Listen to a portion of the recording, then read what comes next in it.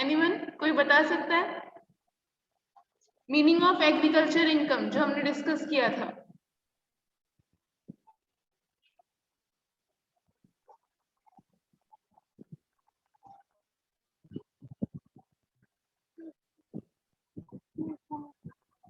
आयुष वालिया?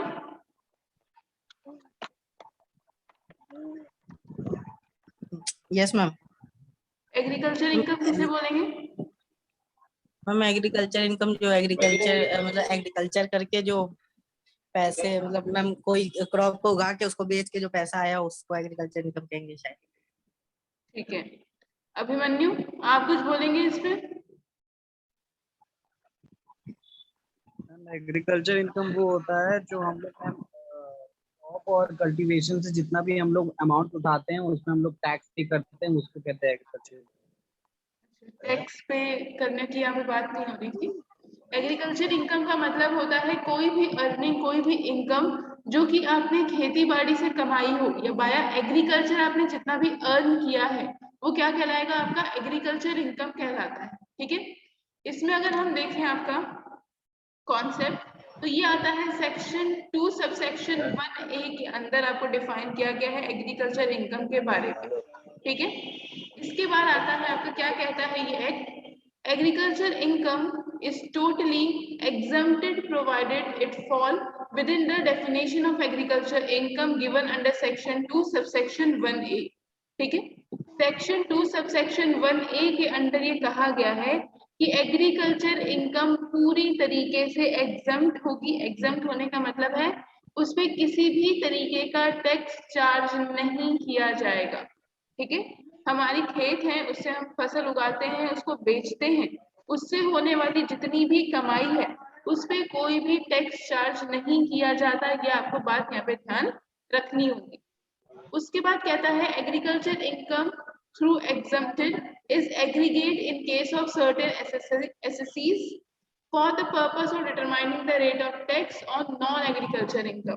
अब देखो, कुछ कमाई ऐसी भी होती है जो कि नॉन एग्रीकल्चर की होती है, जैसे कि हम एग्जांपल ले सकते हैं कि आपकी खेती की जमीन थी। ठीक है, आपने क्या कहा उसको आपने क्या किया, उस जमीन पे कोई बिल्डिंग बनवा दी है, या आपने उस जमीन पे खेती करने के लिए जो एनिमल्स होते थे, गाय वगैरह हो गई, उनको खाना खाने के लिए छोड़ दिया और उसके बदले आप कमाई लेते हैं, पैसा लेते हैं, तो उस तरह की इनकम एग्रीकल्चर इनकम में इंक्लूड नहीं होगी। ठीक है, तो उस पर हम क्या करेंगे, टैक्स चार्ज करेंगे। तो आपको यही सब पॉइंट इस चैप्टर में पढ़ने हैं कि किस इनकम को हम एग्रीकल्चर इनकम बोलेंगे और किसको हम एग्रीकल्चर इनकम नहीं बोलेंगे। ठीक है, इसके बाद आता है आपका आगे, from the year 1974 to 1975 the following two conditions are fulfilled with the mode of mic बंद कर आपकी वॉइस नहीं क्लियर आ रही है। सबको आ रही है आवाज क्लियर? Yes ma'am.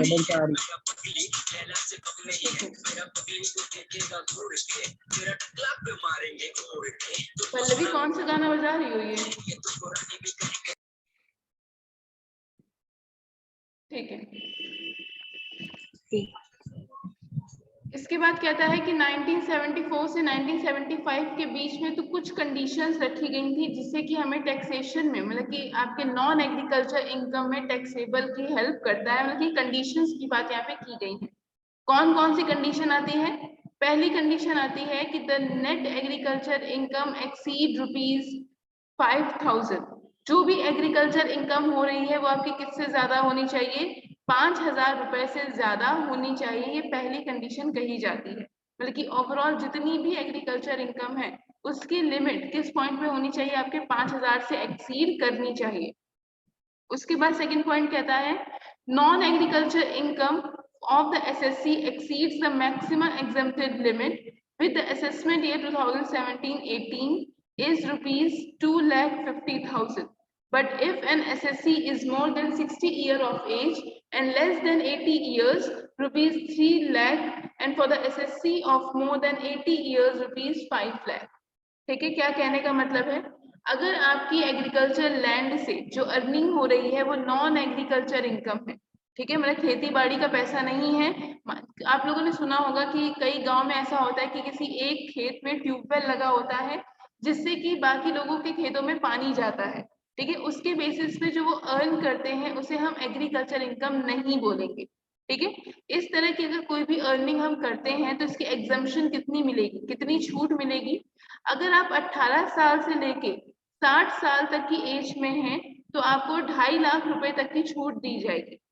वहीं पे अगर आपकी एज 60 ईयर्स से लेके 80 ईयर्स तक आती है तो आपको 3 लाख की छूट मिलेगी।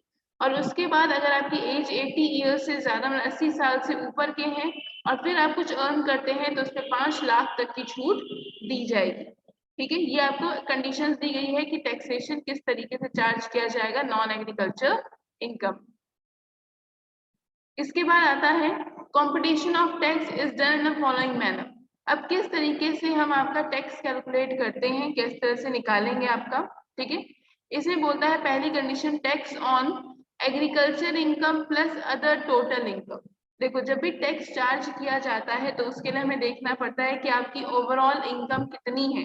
ठीक है, अब चाहे वो आपकी इनकम अदर सोर्सेज से हो रही हो या फिर वो इनकम आपकी एग्रीकल्चर से हो रही हो, हमें क्या करना पड़ेगा? सबसे पहले good morning. Ayush, good morning ma'am.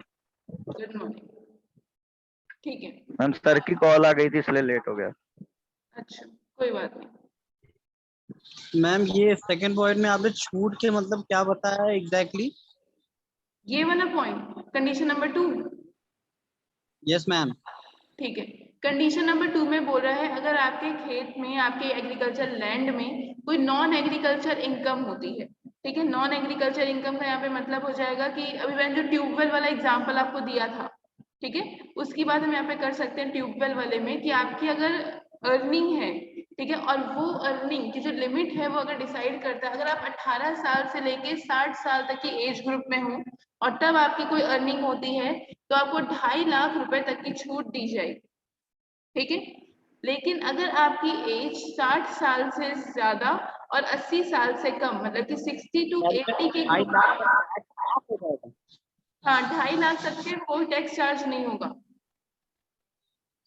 अच्छा ठीक है, उसके बाद 60 से 80 है मैम एक तो बार 10 हमको लाख। बता देंगे स्टार्टिंग। स्टार्टिंग से फिर से 15 मिनट की क्लास निकल चुकी है, रिकॉर्डिंग में सुन लेना यूट्यूब पे जाकर। ठीक है, ओके। 3 लाख तक की आपको छूट मिलेगी। और उसके बाद अगर आपकी एज 80 ईयर से ऊपर है तो आपको 5 लाख रुपए तक की छूट दी जाती है। मतलब कि आपने अगर ट्यूबवेल से कोई पैसा अर्न किया है और वो आपने मान लीजिए 10 लाख रुपए अर्न कर लिए पूरे साल के, तो उसमें क्या होगा, अगर आप 18 साल से आप 60 साल तक आते हैं तो पहले तो 2.5 लाख कुछ माफ कर दो, उसके ऊपर की जितनी भी कमाई होगी हम उस पर टैक्स पे करेंगे। वहीं पे 60 से 80 आते हैं तो 3 लाख तक की छूट होगी, उसके ऊपर जितना भी पैसा है उस पर हम टैक्स देंगे। और 80 साल से ऊपर की एज में 5 लाख तक की छूट होगी और उसके ऊपर के 5 लाख पे हम क्या करेंगे? टैक्स पे करेंगे। ये पॉइंट आपका यहाँ पे कंडीशंस बोली गई थी। उसके बाद है कि टैक्स किस तरीके से निकाला जाता है। तो इसके लिए सबसे पहला तरीका होता है आपका टैक्स निकालने का कि हम ये देखें कि अदर इनकम कितनी है। मतलब कि मान लीजिए आप कोई जॉब करते हैं, उससे होने वाली अर्निंग, आपकी कुछ शॉप्स है जो रेंट पे उठी हुई हैं, उससे होने वाली अर्निंग, आपकी एग्रीकल्चर लैंड से होने वाली अर्निंग। तो सबसे पहले आपको क्या करना पड़ेगा? टोटल इनकम कैलकुलेट करनी पड़ेगी जो कि आप अर्न करते हो या जो कि आप रिसीव करते हो। उसके बाद आता है सेकंड पॉइंट में, tax on agricultural income plus exemption limit. अब हम ये कैलकुलेट करेंगे कि आपकी एक्चुअल एग्रीकल्चर इनकम कितनी है और कितनी लिमिट तक आपको एग्जम्पशन मिलेगी, मतलब कि आपको छूट दी जाएगी। थर्ड पॉइंट में हम ये देखते हैं कि टैक्स लायबिलिटी कितनी है, कि आपको ओवरऑल कितना पैसा एज अ टैक्स पे करना पड़ेगा, क्या लिमिट आपने डिसाइड की थी, क्या लायबिलिटी थी, ये आपको यहाँ पे कैलकुलेट करना पड़ता है। इतने में कोई डाउट है? No ma'am. ठीक, अभी तक तो इतना हमने पढ़ा सी। सबसे मेन चीज से 2 निकल के आई। पहला, meaning of agriculture income. Agriculture income का मतलब होता है वो इनकम जो कि हमें एग्रीकल्चर लैंड से रिसीव होती है। ठीक है, दूसरी चीज आई आपकी जो ये लिमिट की हमने बात की थी। लिमिट की बात करने का मतलब है, पहला कि जो भी एग्रीकल्चर इनकम होगी वो आपकी 5,000 रुपए से ज्यादा होनी चाहिए, और दूसरी जो भी हमने ये कंडीशंस की बात की थी। इसके बाद आगे चलते हैं कि किस कंडीशन में और किस जमीन को हम आपकी एग्रीकल्चर लैंड के नाम पे बात करेंगे, बल्कि अगर हमने कहा है कि वो एक एग्रीकल्चर लैंड है तो किस कंडीशन में वो आपका एग्रीकल्चर लैंड की पॉइंट को कवर करेगा। कुछ कंडीशंस होती हैं, कंडीशंस की बात करते हैं। पहला कहता है following condition to be fulfilled to consider any income as agriculture income. अब मैं किस इनकम को एग्रीकल्चर इनकम की तरह से एक्सेप्ट करूंगी, तो उसके लिए मुझे कुछ कंडीशंस होंगी जो कि फुलफिल करनी पड़े। पहली कंडीशन कहती है land should be situated in India. ठीक है, आपका जो भी एग्रीकल्चर लैंड है वो कहाँ होना चाहिए, इंडिया में ही होना चाहिए। ऐसा नहीं कि आपके जो खेत वगैरह वो अमेरिका में है और उससे होने वाली अर्निंग को आप एग्रीकल्चर इनकम दिखा के इंडिया में टैक्स से छूट पा रहे हैं, ऐसा नहीं होना चाहिए। आपकी जमीन इंडिया में ही होनी चाहिए। दूसरा पॉइंट आपसे कहता है land should be used for agriculture purpose. जमीन का इस्तेमाल सिर्फ और सिर्फ एग्रीकल्चर पर्पस के लिए ही होगा, आप इसका किसी अदर तरीके से इस्तेमाल नहीं कर सकते। ठीक है, ये सेकंड कंडीशन थी। थर्ड कंडीशन कहती है आपसे any income received from land और building used for agriculture purpose including processing of agriculture produce. ठीक है, किसी भी तरह की इनकम, चाहे वो किसी लैंड से आ रही हो, किसी जमीन से आ रही हो, किसी बिल्डिंग से आ रही हो, जो कि हम क्या कर रहे हैं एग्रीकल्चर पर्पस के लिए ही यूज कर रहे हैं, तो वो भी आपका एग्रीकल्चर इनकम में ही चला जाएगा। क्या मतलब है इसका एग्जांपल ले सकते हो आप। कुछ लोग क्या होते हैं जो खेत होता है उसी के आसपास एक घर टाइप का बना लेते हैं, जिसमें वो क्या करते हैं कि एग्रीकल्चर से होने वाले जो भी अनाज है, जो भी उन्होंने रॉ मटेरियल कलेक्ट किया है, उसको वहां पे वो स्टोर कर सके, उसको वहां पे साफ करके उसको सेल आउट कर सके, उसकी पैकेजिंग कर सके। इस तरह की जो जमीन होती है या इस तरह की कोई भी बिल्डिंग होती है, अगर आप उससे भी कोई इनकम अर्न करते हो तो वो भी आपकी एग्रीकल्चर इनकम में इंक्लूड हो जाएगी। ठीक है, नेक्स्ट आपसे फोर्थ पॉइंट कहता है रेंट और रेवेन्यू डिराइव्ड फ्रॉम लैंड। जमीन से किसी तरह का आप रेंट रिसीव करते हो या कोई रेवेन्यू रिसीव करते हो, वो भी आपकी क्या हो जाएगी, एग्रीकल्चर इनकम कहलाएगी। रेंट एंड रेवेन्यू रिसीव करने का क्या मतलब था, जमीन आपकी थी, ठीक है, आपने क्या किया, कुछ लोगों को उसको काम में लगा दिया कि इससे अब आप खेती बाड़ी करो। जमीन आपकी है, आप खेती बाड़ी नहीं करते, आपने कुछ लोगों को लगा रखा है। अब उन लोगों ने एफर्ट्स किए हैं, उन लोगों ने काम किया है, उन्होंने आपको रेंट पे कर दिया। ठीक है, हम आपकी जमीन पे काम कर रहे हैं तो आप इतना रेंट पकड़िए और जितना हमारा पैसा होगा वो हम आपकी फसल को बेच के ले लेंगे। तो इस तरह का जो भी रेंट और रेवेन्यू होता है वो भी आपकी एग्रीकल्चर इनकम में रिसीव होगा। ठीक है, और जो भी पोर्शन आपके एग्रीकल्चर इनकम में चला जाएगा उस पर हम किसी भी तरह का टैक्स नहीं लेंगे। अभी तक का डाउट है किसी को? इतने पॉइंट क्लियर हो गए कि एग्रीकल्चर इनकम की 4 कंडीशंस कौन कौन सी हैं?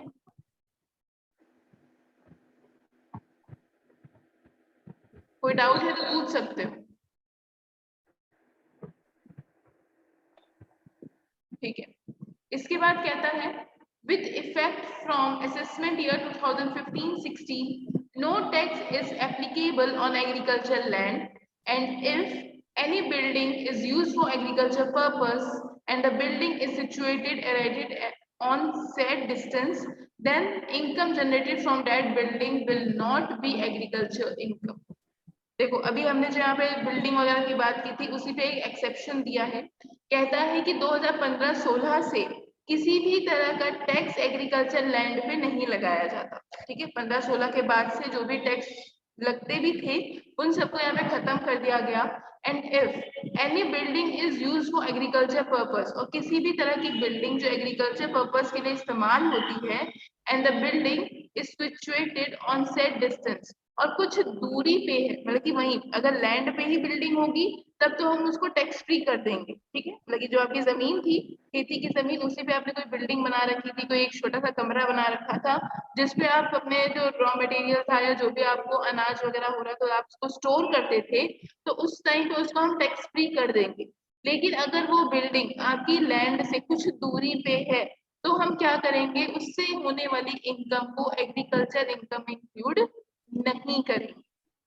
ठीक है, ये बात यहाँ पे बोली गई है कि अगर आपकी बिल्डिंग कुछ डिस्टेंस पे सिचुएटेड है, कुछ दूरी पे सिचुएटेड है और उससे किसी भी तरह की इनकम जनरेट हो रही है, तो वो इनकम एग्रीकल्चर इनकम नहीं कहलाएगी। ठीक है, अब देखो कितनी डिस्टेंस की यहाँ पे बात की जाएगी। तो पहला कहता है, पहला पॉइंट आपसे कहता है if population is more than 10,000, अगर आपकी जो एरिया की पॉपुलेशन है वो 10,000 से ज्यादा है और 1 लाख से कम है, मतलब कि जिस गांव में आप रहते हैं या जिस एरिया में आपकी जमीन है वहां की पॉपुलेशन 10,000 से ज्यादा और 1 लाख से कम होगी, then distance should be less than 2 kilometre.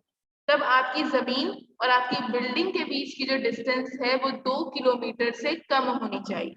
ठीक है, ये पहली कंडीशन उन्होंने बोली। अगर पॉपुलेशन 10,000 से लेके 1 लाख के बीच में है तो जमीन और बिल्डिंग के बीच में डिस्टेंस 2 किलोमीटर से कम की होनी चाहिए। सेकंड कंडीशन कहता है इफ पॉपुलेशन, मैम तो टैक्स नहीं पड़ेगा मैम, अगर 2 किलोमीटर से कम होगी तो क्या टैक्स नहीं पड़ेगा? हाँ तब टैक्स फ्री रहेगी, और अगर उससे ज्यादा होता है तब आपको टैक्स उस पे पे करना पड़ेगा। ठीक है, मतलब ये सिचुएशन है अगर 1 लाख से ज्यादा है तो पॉपुलेशन तो टैक्स देना पड़ेगा। उसके लिए कंडीशन अलग अलग है। देखो पहली कंडीशन में हमने सिर्फ बात की 10,000 से लेके 1 हेलो। लाख लोगों की, तब आपको 2 किलोमीटर, अगर मान लो आपके एरिया में 20,000 लोग रहते हैं और आपकी जो बिल्डिंग है वो 3 जी। किलोमीटर दूर है, तब आपको उस बिल्डिंग पे होने वाली अर्निंग पे टैक्स देना पड़ेगा। लेकिन अगर आपका जो बिल्डिंग है वो 1 किलोमीटर में ही आ जाती है तो आपको कोई टैक्स उस पे नहीं करना होगा। ओके, ठीक है, मैं करना। सेकंड कंडीशन ओके कहती है if population is more than 1 lakh but less than 10 lakh. अब आपके गांव में, आपके एरिया में पॉपुलेशन 1 लाख से ज्यादा और 10 लाख से कम है, then distance should be less than 6 kilometre. तो आपकी जो डिस्टेंस है जमीन से बिल्डिंग की वो 6 किलोमीटर से कम होनी चाहिए। और थर्ड कंडीशन कहता है if the population is more than 10 lakh, अगर पॉपुलेशन 10 लाख से ज्यादा है तो डिस्टेंस 8 किलोमीटर की होनी चाहिए। ठीक है, लेस देन 8 किलोमीटर आपकी डिस्टेंस होनी चाहिए। अब कोई दिक्कत इसमें,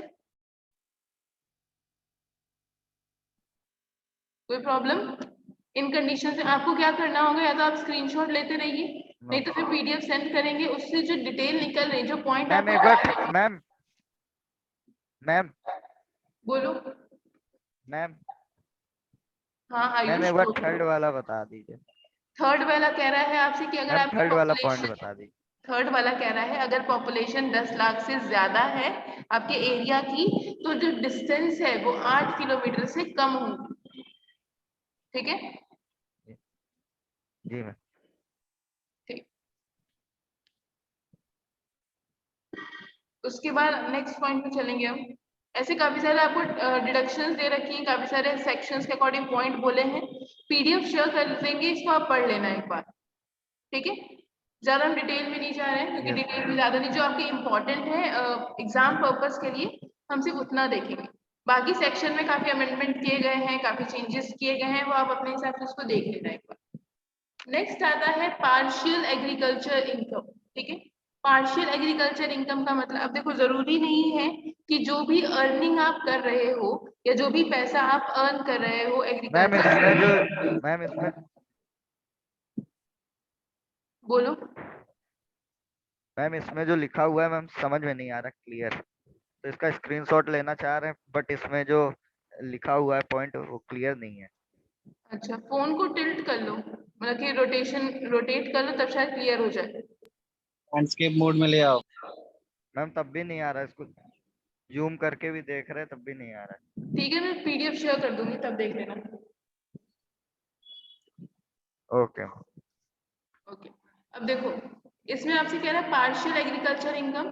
पार्शियल एग्रीकल्चर इनकम का मतलब होता है, जरूरी नहीं है कि जमीन से जो भी आपकी अर्निंग हो रही है वो टोटली आपकी एग्रीकल्चर इनकम हो सकता है, उसका कुछ पोर्शन एग्रीकल्चर इनकम हो तो कुछ पोर्शन नॉन एग्रीकल्चर पोर्शन।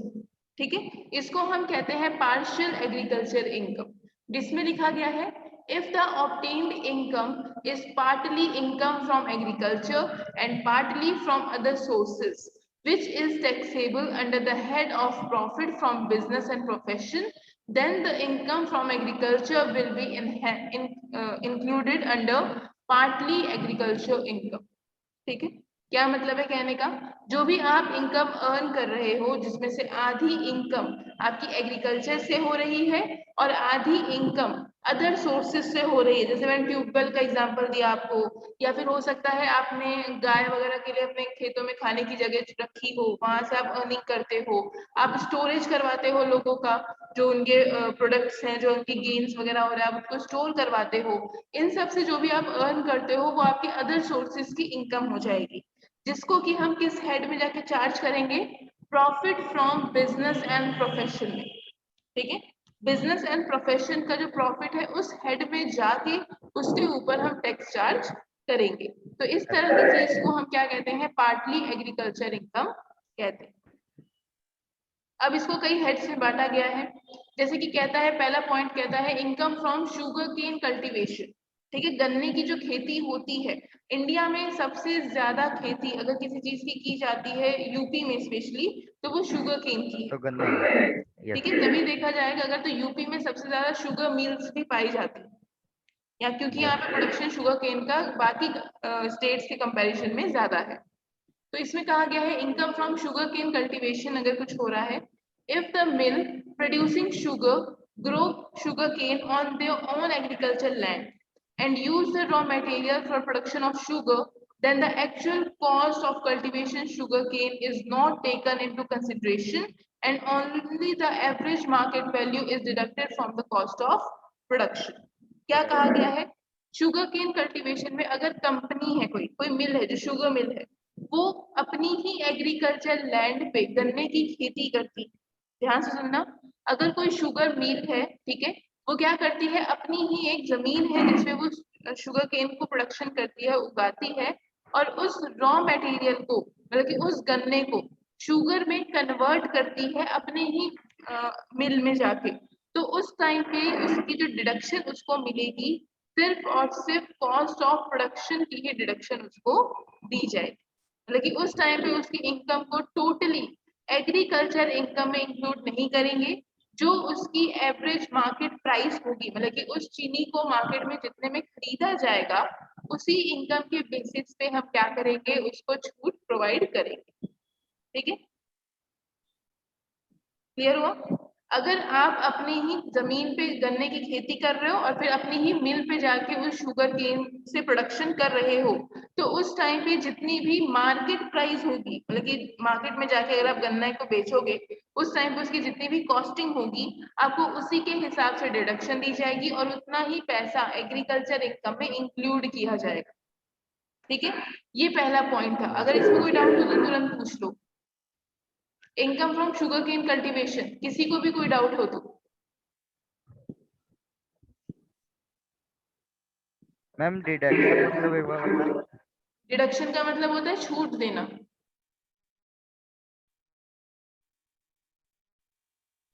सबको क्लियर हो रहा है?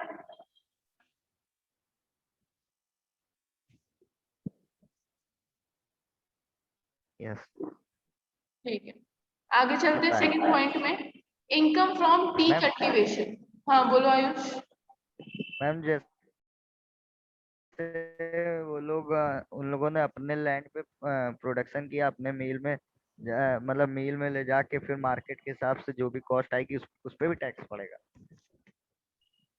टैक्स सिर्फ उतने, देखो टैक्स जितनी भी उनको अर्निंग है उन सब पे उनको टैक्स तो पे करना ही करना है। ठीक है, उन्होंने गन्ने से चीनी बनाई, चीनी बना के उन्होंने क्या किया, मार्केट में सेल कर दिया, जो भी अर्निंग हुई वो सब टैक्सेबल अर्निंग है। लेकिन छूट कितनी दी जाएगी, छूट सिर्फ उतनी ही मैम पर ये तो मिलेगी। एग्रीकल्चर हुई ना। एग्रीकल्चर इनकम तब हुई जब वो उससे हो रही है, गन्ने से जो उसका इस्तेमाल हो रहा है, गन्ने को प्रोड्यूस करने में, उसकी खेती करने में रॉ मटेरियल जितने भी यूज होंगे, सिर्फ उतना डिडक्शन मिलेगा। अब आप फैक्ट्री में उसको जब ले गए हो तो इसका मतलब है आप उसको बिजनेस करने के लिए लेकर गए हो। ठीक है, गन्ना जब कंपनी के अंदर चला गया है, शुगर में कन्वर्ट किया जा रहा है, तो उसका मोटिव क्या है, क्यों किया गया, ताकि हम उसको मार्केट में सेल कर सकें और प्रॉफिट कमा सकें। ठीक है, तो ये आपका एग्रीकल्चर से कहीं पे भी लिंक नहीं है। एग्रीकल्चर तक तभी तक है जब तक हम उस गन्ने की प्रोडक्शन कर रहे हैं। तभी इसमें बोला गया है कि जब हम उस गन्ने को, शुगर केन को मार्केट में सेल करेंगे और उस मार्केट की जो प्राइस होगी उतना ही डिडक्शन उनको दिया जाए। ठीक है, ये बात इसमें खाली उनको बोली गई है। मैम ऐसे तो हम लोग Yeah. कर रहे हैं वैसे भी। मैम क्या इतनी सारी शुगर कौन अकेले कट सुनाई नहीं दिया तुम्हारा अभिमन्यु। मैम वैसे भी हम लोग प्रोडक्शन ये जो एग्रीकल्चर कर रहे हैं वो तो हम लोग मैम प्रॉफिट के लिए ही कर रहे हैं। हाँ, ये तो हम मैम कर तो तो प्रॉफिट के लिए ही agriculture रहे हैं, तभी कहा गया है कि आपको डिडक्शन उतनी ही लिमिट की मिलेगी जो उसकी मार्केट प्राइस है। ठीक है, मतलब अगर हम कहीं और जाके खेती से सामान मंगवा, देखो हो तो रहा है आपका production for the profit earning, ठीक है, इसमें तो कोई डाउट ही नहीं है। हम यहाँ पे एग्रीकल्चर इनकम किसानों के लिए तभी तक होगी जब तक वो गन्ना खेत में लगा हुआ है। अब कहीं से भी अगर हम परचेज करें तो हम एग्रीकल्चर इनकम किसको इंक्लूड करेंगे? जब हम उसको उठा के मार्केट में बेचेंगे, जो अर्निंग होगी वही तो एग्रीकल्चर इनकम है। तो इसी की बात यहाँ पे की गई है कि जब हम उसे अगर मार्केट में बेचते, अपनी कंपनी में लाने की बजाय अगर हम उसे मार्केट में बेचते, जो पैसा तब मुझे अर्न होता वो मेरी एग्रीकल्चर इनकम। ठीक है, ये बात यहाँ पे की गई है शुगर केन प्रोडक्शन। अब क्लियर हुआ? यहाँ पे देखो Yeah. फॉर्मूला भी एक लिखा हुआ है, agriculture income is equal to fair average market price. Market price जितनी भी है वो अलग है, माइनस कर देंगे cost of agricultural work. Agriculture work में हमने कितनी सैलरी दी लोगों को, कितने सीड्स का इस्तेमाल किया, कितना टाइम उसमें इन्वेस्ट किया, उनको माइनस करने के बाद जो पैसा बचेगा वो आपका एग्रीकल्चर इनकम में चला जाए। ठीक है, इसके बाद आता है आपका टी का कल्टीवेशन। इंडिया में असम साइड में अगर हम चले जाएं तो आपका टी का कल्टीवेशन भी बहुत ज्यादा होता है। उसमें बोला गया है if a person sell tea produced from tea leaves cultivated in India, then 60% of the income is considered to be agriculture income and 40% as taxable as a business income. ठीक है, अगर इंडिया में हम लोग खेती कर रहे हैं और उससे जो भी अर्निंग करते हैं तो टोटल अर्निंग का 60% एग्रीकल्चर इनकम माना जाता है और 40% बिजनेस इनकम माना जाता है। ठीक है, ये आपका बोला गया था टी कल्टीवेशन पे। उसके बाद आता है आपका third point, income from cultivation and production of coffee. अब अगर हम कॉफी की प्रोडक्शन करते हैं तो इसमें बोला गया है if a person cultivates coffee and sell after processing it in India, then 75% of an income is considered to be agriculture income. ठीक है, इसमें क्या बोला गया है, अगर हम कॉफी का प्रोडक्शन करते हैं, मतलब कि कॉफी की जो बीन्स होती हैं अगर हम उसको प्रोड्यूस करते हैं और उसको आफ्टर प्रोसेस सेल करते हैं। अब देखो कॉफी की बीन्स को हम घोल के कॉफी नहीं बना सकते ना, हमें क्या करना पड़ता है, उसे पूरा रोस्ट करना पड़ता है, देन आपको उसे पाउडर में कन्वर्ट करके तब हम कहीं उसका कंजम्पशन कर पाते हैं। तो ये पूरा प्रोसेसिंग अगर उसमें की गई है, प्रोडक्शन भी हुआ, फिर हमने उसकी टोटल प्रोसेसिंग की है, उसके बाद हमने सेल किया है, तो उसका टोटल 75% एग्रीकल्चर इनकम होगा। वहीं पे जो रिमेनिंग है वो आपका क्या कहलाएगा, नेक्स्ट आगे की नॉन एग्रीकल्चर इनकम कहलाएगी। ठीक है, ये देखो चार्ट आपको स्क्रीन पे दिख रहा होगा। शुगर केन में साफ साफ बोला गया है कि जितना भी होगा, जो मार्केट प्राइस है, जो भी मार्केट प्राइस है वो आपका एग्रीकल्चर इनकम है, मतलब कि नॉन एग्रीकल्चर इनकम में इसको हम इंक्लूड नहीं कर रहे। ठीक है, टी प्रोडक्शन में कहता है कि 60% एग्रीकल्चर इनकम होगा और 40% नॉन एग्रीकल्चर इनकम होगा। कॉफी कहता है अगर कॉफी प्रोसेस की गई है, प्रोसेस करने का मतलब है पत्तों से तोड़ के बीन्स को रेडी किया गया है, तो उस टाइम पे आपको 75% एग्रीकल्चर इनकम देनी होती है और 25% आपको नॉन एग्रीकल्चर इनकम देनी है। वहीं पे सेकेंड ऑप्शन कहता है अगर आप प्रोसेस्ड एंड रोस्टेड, मतलब आपने बीन्स को निकाल के उसे रोस्ट किया है, उसे पाउडर में कन्वर्ट किया है, उसकी प्रॉपर पैकेजिंग की है, बॉक्स में पूरा कंप्लीट किया है, तो उस टाइम पे 60% एग्रीकल्चर इनकम होगी और 40% आपकी नॉन एग्रीकल्चर इनकम। वहीं पे अगर हमारी कंट्री के अंदर रबर का प्रोडक्शन होता है, ट्रीज में से जो रबर प्रोड्यूस करवाई जाती हैं, तो उसमें 65% आपकी एग्रीकल्चर इनकम होगी एंड 35% आपकी नॉन एग्रीकल्चर इनकम। ठीक है, अब बात आती है कि इसमें हम टैक्स कैसे पे करेंगे। लेट्स एक एग्जांपल लेते हैं कि आपकी जो अर्निंग हुई है वो कितने की हुई है, 10,000 रुपए की अर्निंग हुई है। ठीक है, किससे होती है कि मान लेते हैं हम अपनी चाय से, टी प्लांटेशन से टोटल अर्निंग हमें कितने की हुई है, 10,000 की अर्निंग हुई है। तो 10,000 का जब हम 60% निकालेंगे तो उसपे हमें कोई टैक्स नहीं देना, ठीक है। बचा कितना? 40%। तो 40% पे टैक्स चार्ज किया जाएगा, ठीक है। इस पे हमें कोई टैक्स नहीं देना है, इसे डिडक्ट कर देना है, इसे माइनस कर देना है। और नॉन एग्रीकल्चर इनकम में जितनी भी चीजें बोली गई हैं इन सब पे हमें टैक्स देना है, 40%, 25%, 40% एंड 35%। ये आपकी टैक्स की रेट है जिसमें हम पैसा चार्ज करेंगे। अब किसी को डाउट है इसमें?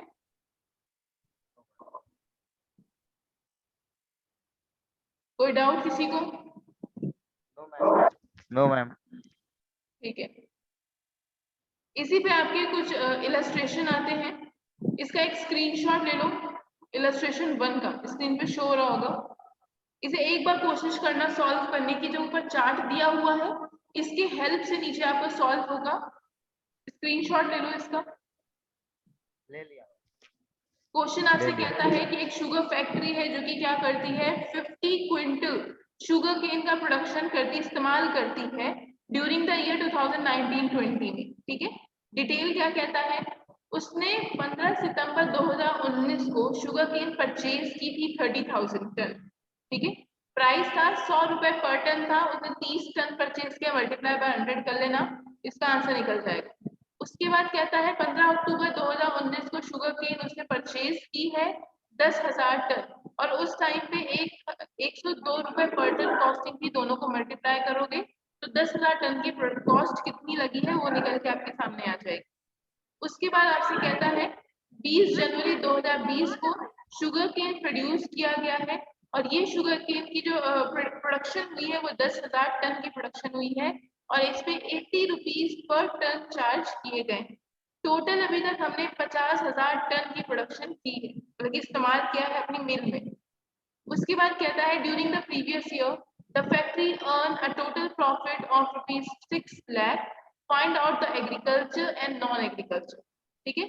हमारी कंपनी ने जो प्रॉफिट अर्न किया है, टोटल प्रॉफिट वो 6 लाख का प्रॉफिट अर्न किया है। आपको agriculture and non agriculture find out करना है, ठीक है। टाइम अप होने वाला है, जल्दी से तुरंत अपना कैमरा ऑन कर लो ताकि मैं स्क्रीनशॉट ले लूं, तो अटेंडेंस नहीं लग पाएगी। सब लोग जल्दी अपना कैमरा ऑन करो।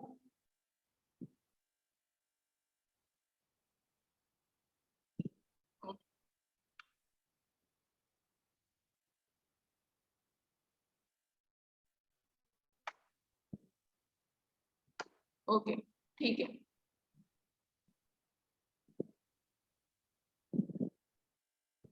Thank you class.